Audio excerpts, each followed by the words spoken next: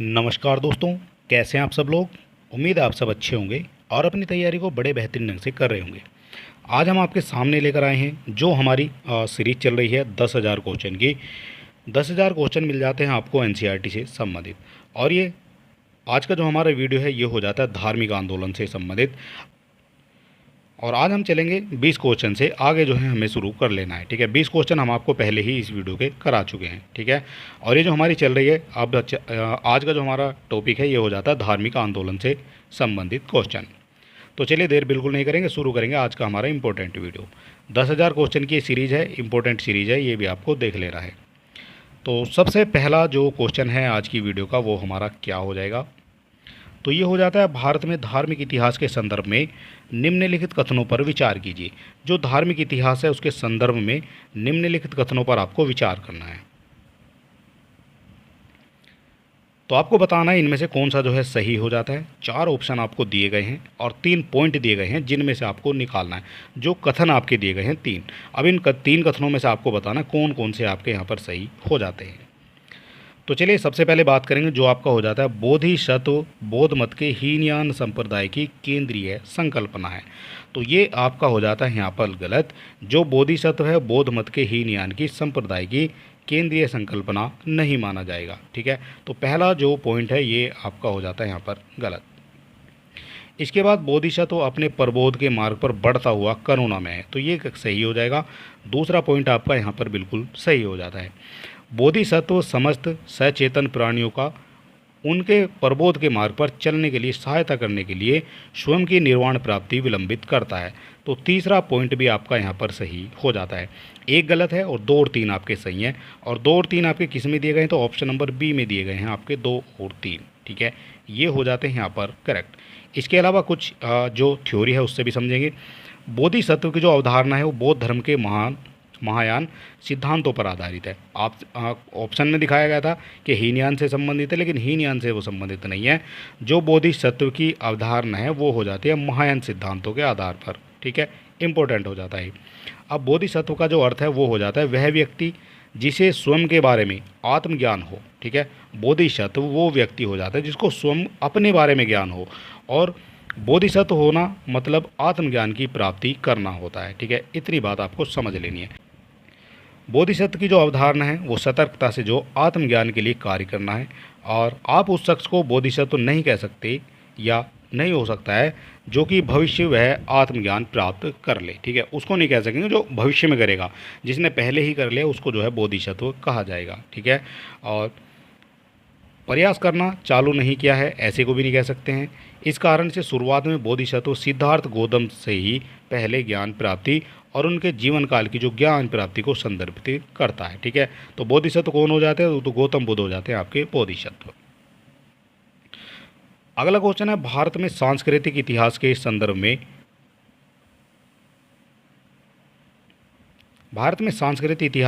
में निम्नलिखित 21वें राजवंशीय इतिहासों तथा वीर गाथाओं को कंठस्थ करना निम्नलिखित में से किस व्यवसाय से था जो आपके 21वें राजवंश इतिहास और वीर गाथाओं का कंठस्थ करना। तो ये हो जाता है आपका मगध से संबंधित। ऑप्शन नंबर डी यहाँ पर बिल्कुल करेक्ट आपका हो जाएगा।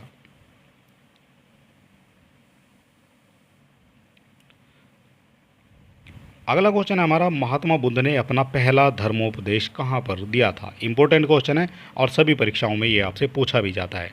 भगवान बुद्ध के द्वारा दिया गया था अपना पहला धर्मोपदेश, ये कहाँ दिया गया था, तो ये दिया जाता है आपका उत्तर प्रदेश के सारनाथ में। ठीक है, कब दिया जाता है इसके बारे में कुछ इंपॉर्टेंट जानकारी हैं जिनसे आपके क्वेश्चन बन सकते हैं।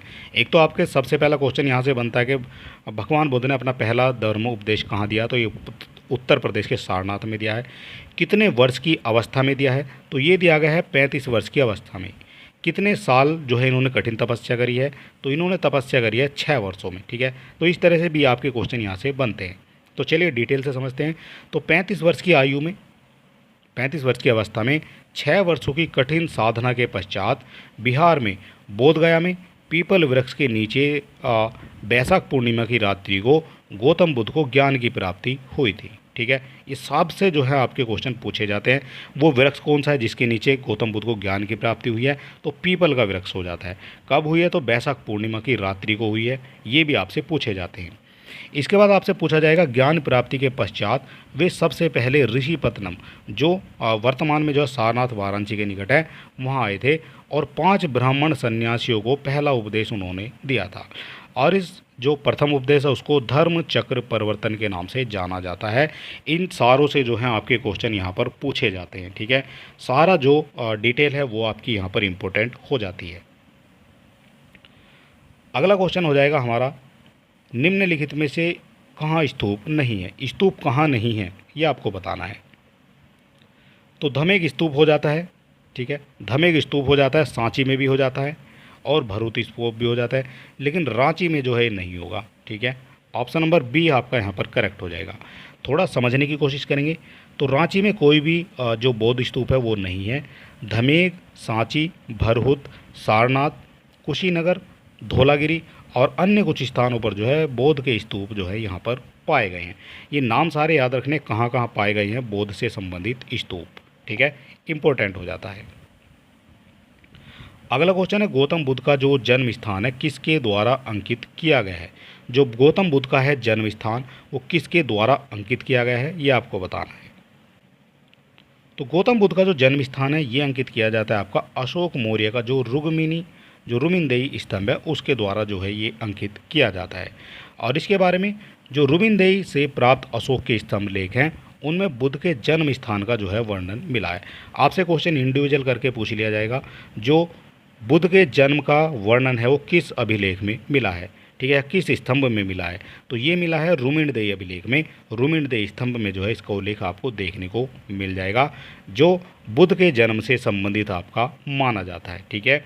और इस लेख में लुम्बिनी नामक स्थान का उल्लेख बुद्ध के जन्म स्थान के रूप में किया जा गया है।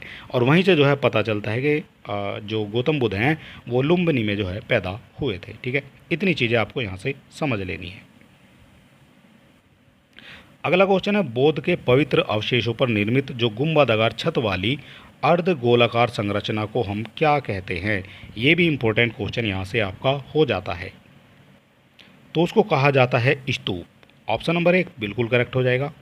बुद्ध अथवा उसके प्रमुख शिष्यों के जो पवित्र अवशेष पर निर्मित गुंबदाकार छत है उसमें जो है अर्धगोलाकार संरचना को स्तूप कहा जाता है, ठीक है। फोटो के माध्यम से आपने कभी देखा होगा, इनके जो स्तूप है कुछ इस तरह से बनाए जाते हैं, ठीक है। यहाँ जो है छत होती है, ठीक है, इस तरह से जो है गोल गुंबदाकार जो है बनाए जाते हैं, ठीक है। इस तरह से जो ये होते हैं आपके स्तूप, ठीक है। और मध्य प्रदेश में रायसेना जिले में स्थित हो जाता है जो सांची का स्तूप है, जो भारत का सबसे बड़ा स्तूप भी हो जाता है। सबसे बड़ा स्तूप आपका भारत का कहाँ है? तो ये मध्य प्रदेश में हो जाता है, और मध्य प्रदेश के हो जाता है रायसेना जिले में, ठीक है। सांची का स्तूप इसको कहा जाता है। सांची के स्तूप का जो निर्माण है वो कराया गया था सम्राट अशोक के द्वारा। इतना भी आपको पता जो है होना चाहिए कि सांची के स्तूप का जो निर्माण है वो अशोक के द्वारा कराया गया है। प्राचीन भारत के प्राचीनतम बौद्ध विश्वविद्यालय का नाम बताइए। जो हो जाता है प्राचीन भारत में बौद्ध विश्वविद्यालय हो जाता है तो उसका नाम आपको बताना है क्या हो जाता है। तो प्राचीन भारत में हो जाता है नालंदा, ठीक है। नालंदा विश्वविद्यालय हो जाता है, ठीक है, जो प्राचीन बौद्ध धर्म से संबंधित आपका माना जाता है। और इसके बारे में थोड़ा समझने की कोशिश करेंगे। तो गुप्त सम्राट है कुमारगुप्त प्रथम, उनके द्वारा प्राचीनतम बौद्ध विश्वविद्यालय की स्थापना बिहार के नालंदा जिले में कराई गई थी। आपसे ये पूछा जाएगा जो नालंदा विश्वविद्यालय है उसकी जो स्थापना है वो किसके द्वारा कराई गई थी? तो ये कराई जाती है गुप्त सम्राट कुमारगुप्त प्रथम के द्वारा, ठीक है। और इसके अलावा इस विद्यालय में बड़ी संख्या में विदेशी विद्यार्थी अध्ययन के लिए आते थे। विदेशी भी आते थे इसमें अध्ययन के लिए, और प्रसिद्ध चीनी यात्री जो हुएनसांग है वो भी जो है यहाँ पर उसने शिक्षा ग्रहण की थी, ठीक है। ये प्रसिद्ध यात्री है हुएनसांग जो आया था, और हुएनसांग किसके शासनकाल में आया था ये क्वेश्चन भी आपसे पूछा जाता है। तो हुएनसांग आया था ये हर्षवर्धन के काल में, ठीक है। और उसने जो है यहाँ पर जो है नालंदा में शिक्षा ली थी, और वर्तमान समय में यहाँ पर एक अंतर्राष्ट्रीय विश्वविद्यालय की स्थापना भी की गई है, ठीक है। वर्तमान में भी की गई एक अंतर्राष्ट्रीय विश्वविद्यालय की स्थापना। इसके अलावा अगला क्वेश्चन हो जाता है, चीनी यात्रियों ने सर्वप्रथम भारत की यात्रा क्यों की? जो चीनी यात्री थे उन्होंने भारत की यात्रा की थी, तो क्यों की थी भारत की यात्रा? तो भारत की यात्रा का उनका कारण हो जाता है उन्होंने बौद्ध धर्म में रुचि थी, ठीक है।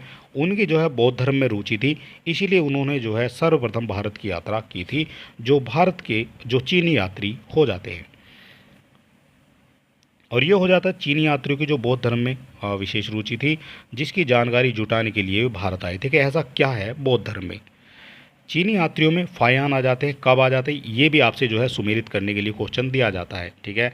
तो सबसे पहले आपका पूछा जाएगा फायान कब आ जाते हैं, तो फायान आ जाते हैं ये आपके 405 ईस्वी में, और 411 ईस्वी तक जो है ये रहते हैं। ईसा पूर्व की बात हो रही है, ठीक है। 405 ईसा पूर्व से आ जाते हैं ये। इसके बाद आ जाते हैं जो ह्वेनसांग है, ह्वेनसांग आ जाते हैं 630 आपके आफ्टर डेथ हो जाती है एडी, ठीक है। 630 एडी से 645 एडी तक ये हो जाते हैं। और चंद्रगुप्त द्वितीय और हर्षवर्धन के समय में जो है ये आए थे, इतना भी आपको याद रखना है। जो फायान है वो आ जाते हैं आपके चंद्रगुप्त द्वितीय के समय में, और जो हर्षवर्धन के समय में आए थे वो थे आपके ह्वेनसांग, ठीक है। और ये जो है भारत में आ जाते हैं इनके समय में। इनसे भी आपके इंडिविजुअल करके क्वेश्चन पूछे जाते हैं। कई परीक्षाओं में देखा गया है, आपसे ये पूछा गया है जो फायान है वो किसके शासनकाल में आए थे भारत, तो इसका जो करेक्ट आंसर है वो आपको ह्वेनसांग हो जाएगा। और चंद्रगुप्त द्वितीय के शासनकाल में कौन आया था, जो चीनी यात्री है वो हो जाता है आपका फायान, ठीक है। इस तरह से आप इसको याद रखेंगे। इनके अतिरिक्त इत्सिंग भी आए थे, जो चीनी यात्री थे, इत्सिंग, ठीक है। और ये जो है यात्री था जो बौद्ध धर्म की जानकारी के लिए 671 से 695 के दौरान जो है भारत आया था, ठीक है। इंपॉर्टेंट ये क्वेश्चन आपका हो जाता है।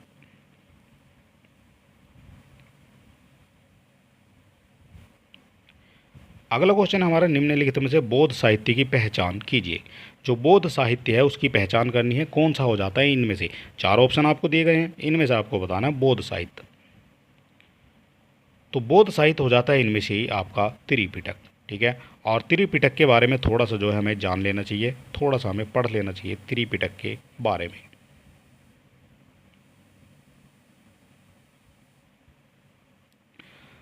तो त्रिपिटक के बारे में ये हो जाते हैं, बुद्ध की मृत्यु के बाद उनकी शिक्षाओं को संकलित कर 3 भागों में बांटा गया था। 3 भागों में बांटा गया है जब बुद्ध की मृत्यु हो जाती है। जो उनके द्वारा जो शिक्षा के लिए पुस्तकें लिखी थी, जो संकलित कर रखी थी, उनको जो है 3 भागों में बांटा गया। उन्हें क्या कहा गया है, तो उनको कहा गया है त्रिपिटक, ठीक है। 3 पिटक कौन कौन से हो जाते हैं, तो 3 पिटक के नाम आपसे पूछे जाते हैं, कई परीक्षाओं में पूछा गया है। तो सबसे पहले हो जाता है जो विनय पिटक है, दूसरा हो जाता है जो सुत्त पिटक है, और तीसरा हो जाता है जो आपका दिया गया है अधिगम पिटक। और इनमें जो है क्रम से संघ संबंधी नियम थे, आचार की शिक्षाएं थी, धार्मिक सिद्धांत भी दिए गए थे, और दार्शनिक सिद्धांत का जो है वर्णन भी इसमें देखने को आपको मिल जाता है, ठीक है। अगला क्वेश्चन हो जाएगा हमारा, प्रारंभिक बौद्ध धर्म के ग्रंथों की रचना किस में की गई थी। जो प्रारंभिक बौद्ध धर्म के ग्रंथ हैं उनकी रचना किस में की गई थी, तो उनकी जो रचना है वो की गई है आपकी पाली पाठ में। ऑप्शन नंबर भी यहाँ पर आपका बिल्कुल करेक्ट हो जाएगा। और प्रारंभ में जो है बौद्ध ग्रंथ है उनकी रचना पाली में की गई थी, और उसके बाद जो है ग्रंथों की जो रचना है वो संस्कृत भाषा का प्रयोग भी उसमें किया गया है, ठीक है। पहले की जाती हैं पाली भाषा में, उसके बाद की जो रचना है उनको में जो है कुछ संस्कृत भाषा का भी प्रयोग उसमें कर लिया जाता है। बोध को प्रबोध कहाँ से प्राप्त हुआ था। जो बोध का जो प्रबोध है वो कहाँ से प्राप्त हुआ है,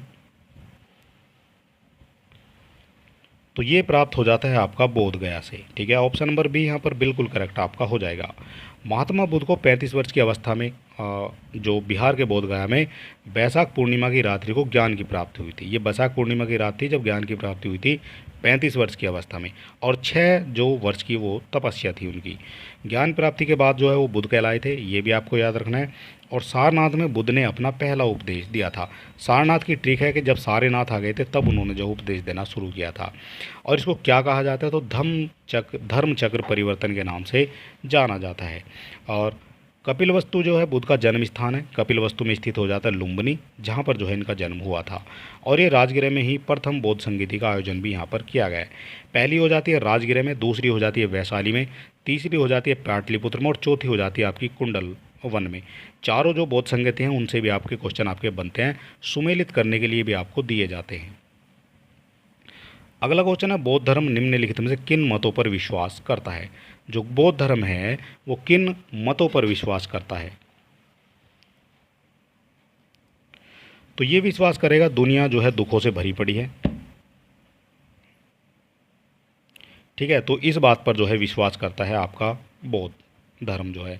ठीक है, इसके अलावा लोगों को जो है दुख उनकी इच्छाओं के कारण होते हैं, ये भी करेक्ट हो जाता है। लोग जो दुखी रहते हैं वो उनकी इच्छाएं होती हैं, किसी को गाड़ी चाहिए, किसी को बंगला चाहिए, किसी को कुछ चाहिए, तो इन वजह से भी जो है लोग ज़्यादा दुखी रहते हैं। और यदि इच्छाओं पर काबू पा लिया जाए तो निर्वाण मिल जाएगा, तो ये भी आपका यहाँ पर करेक्ट दिया गया है। अगर अपनी आदमी जो है या जो इंसान है वो अपनी इच्छा पर काबू पा लेता है तो फिर उसको जो है निर्वाण मिल जाता है, वो फिर जो है दुखी नहीं रहता है। ठीक है, क्योंकि उसने अपनी इच्छाओं को जो है काबू कर लिया है और ईश्वर और आत्मा के अस्तित्व को स्वीकार किया, तो ये गलत हो जाएगा। बौद्ध धर्म में ईश्वर और आत्मा के जो अस्तित्व को स्वीकार नहीं किया गया है, बल्कि इन्होंने जो स्वीकार किया है वो स्वीकार किया है आपका पुनर्जन्म को। ठीक है, तो ये पुनर्जन्म में विश्वास करते थे। इस तरह से 4 नंबर जो है ये आपका हो जाता है यहाँ पर गलत।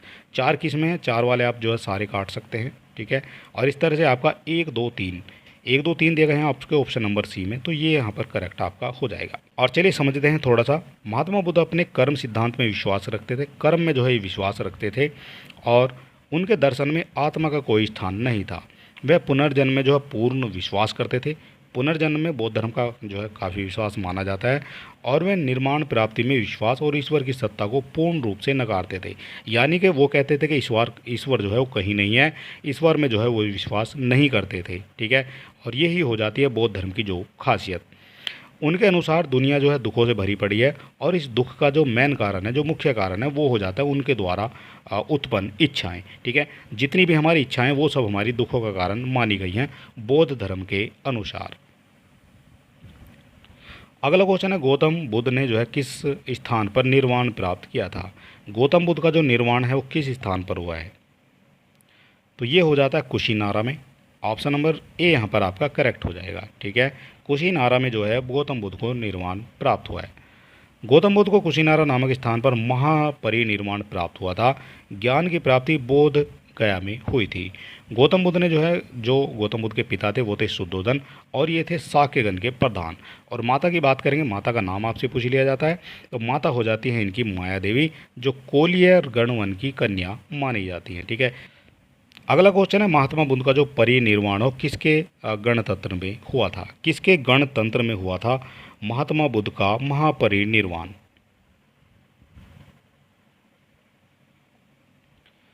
तो ये हो जाता है आपका मल्लो के। ठीक है, मल्लो के गणतंत्र में जो है महापरिनिर्वाण हुआ था। महात्मा बुद्ध का जो महापरिनिर्वाण है वो मल गणराज्य में हुआ था, और 483 ईसा पूर्व में जो है 80 वर्ष की आयु में महात्मा बुद्ध को अपने शरीर का जो है त्याग करना पड़ा था। ठीक है, तो महात्मा बुद्ध का जो त्याग किया था इन्होंने अपने शरीर का, वो किया था 80 वर्ष की आयु में। महापरिनिर्वाण मंदिर अवस्थित है, जो महापरिनिर्वाण मंदिर है वो कहाँ अवस्थित है? तो ये अवस्थित हो जाता है इनका कुशीनगर में। ठीक है, ऑप्शन नंबर ए यहाँ पर करेक्ट हो जाएगा। और ये जो आपका कुशीनगर है ये आपका हो जाता है जो महापरिनिर्वाण है, ये मंदिर आपका कुशीनगर उत्तर प्रदेश ज़िले में स्थित हो जाता है। और इस मंदिर में स्थापित जो बुद्ध प्रतिमा है वो 1876 ईस्वी में उत्खनन द्वारा प्राप्त हुई थी। इसका उत्खनन हुआ था 1876 ईस्वी में, और ये उत्खनन के द्वारा ही प्राप्त हुई थी, जो वहाँ पर बुद्ध की मूर्ति लगाई गई है। और इस मंदिर में बुद्ध की जो है लेटी हुई मुद्रा में उनकी ऊंचाई जो है 6 मीटर हो जाती है। 6 मीटर 6.10 मीटर की जो है ऊंचाई हो जाती है उस मूर्ति की, जो लेटी हुई मूर्ति वहाँ पर दिखाई गई है।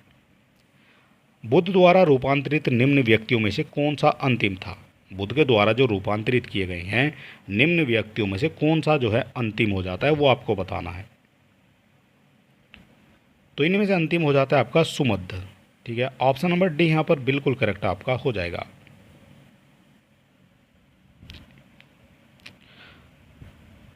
और गौतम बुद्ध अपने जीवन के अंतिम काल में अपने शिष्य चुंद के यहाँ पर जो है गए थे, और यहीं पर दूषित भोजन ग्रहण करने के कारण वे अतिसार से पीड़ित हो गए थे। ठीक है, ये अब गए थे अपने शिष्य के यहाँ पर, वहाँ जो है दूषित भोजन जो है इन्होंने ग्रहण कर लिया था, और इस वजह से जो है इनकी तबीयत खराब हो गई थी, अतिसार से पीड़ित हो गए थे, और अस्वस्थ अवस्था में ही वे कुशीनगर चले गए।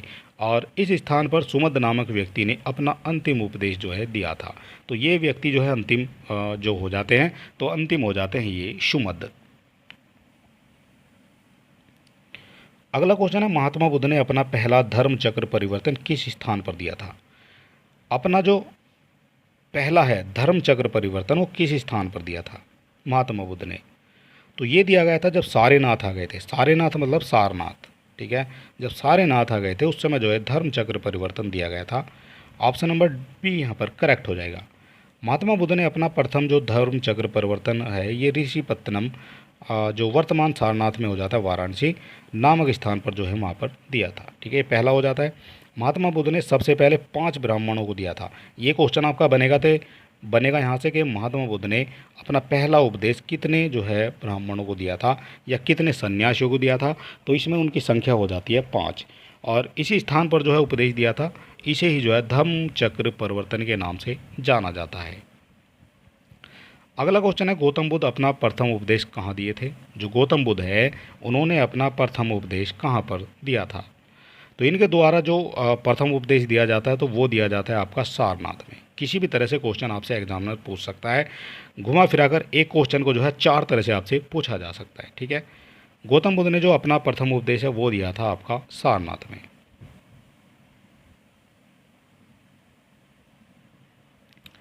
अगला क्वेश्चन है, बुद्ध कौशाम्बी किसके राज्यकाल में आए थे? बुद्ध आए थे कौशाम्बी और किसका राज्य उस समय चल रहा था, किसके राज्यकाल में आए थे कौशाम्बी में?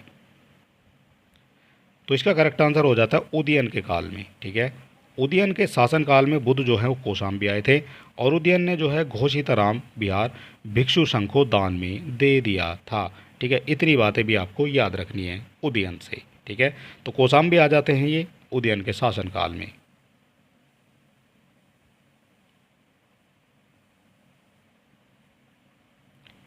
कनिष्क के शासनकाल में बौद्ध तथा किस नगर में आयोजित की गई थी? कनिष्क के शासनकाल में जो बौद्ध सभा है वो किस नगर में आयोजित की गई थी? कनिष्क के शासनकाल की बात हो रही है तो ये की जाती है आपकी कश्मीर के कुंडल वन में, ठीक है। कनिष्क के शासनकाल में बौद्ध सभा जो है कश्मीर के कुंडल वन में आयोजित की गई थी और ये चतुर्थ बौद्ध संगीति थी जिसकी अध्यक्षता वसुमित्र द्वारा की गई थी, ठीक है। ये कश्मीर में की गई थी, इसकी अध्यक्षता की थी वसुमित्र ने और किसके शासनकाल में की गई थी? तो एक कनिष्क के शासनकाल में की गई थी, ठीक है। और अश्व घोष जो है इसके उपाध्यक्ष भी हो जाते हैं उस समय। और चलिए दोस्तों, आज की वीडियो में इतना ही। कल हम फिर आपके सामने आएंगे यहाँ से आगे की वीडियो लेकर, ठीक है। हमने जो है 2 वीडियो में आपको 40 क्वेश्चन करा दिए हैं और कल हम आपको यहाँ से 41 नंबर से जो है शुरू करने वाले हैं। तो चलिए दोस्तों, वीडियो आपको कैसा लगा ये आप हमें लिख सकते हैं कमेंट बॉक्स में और वीडियो अगर आपको अच्छा लगता है तो आप हमारे चैनल को सब्सक्राइब कर सकते हैं, वीडियो को अपने दोस्तों में भी शेयर कर सकते हैं और मिलते हैं नेक्स्ट वीडियो में। तब तक के लिए नमस्कार।